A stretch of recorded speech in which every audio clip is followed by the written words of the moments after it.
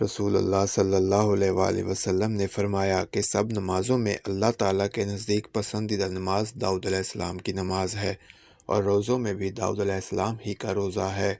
آپ آدھی رات تک سوتے، اس کے بعد تہائی رات نماز پڑھنے میں گزارتے، پھر رات کے چھٹے حصے میں بھی سو جاتے۔ اس طرح آپ ایک دن روزہ رکھتے تھے اور ایک دن افطار کرتے تھے۔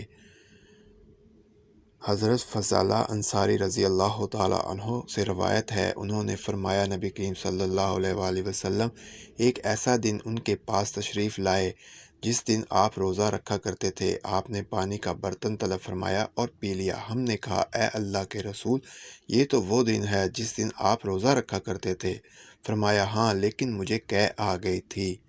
مزید احادیث واقعات سننے کے لیے ہمارے چینل کو سبسکرائب کریں اور بیل آئیکن کا بٹن ضرور پریس کریں۔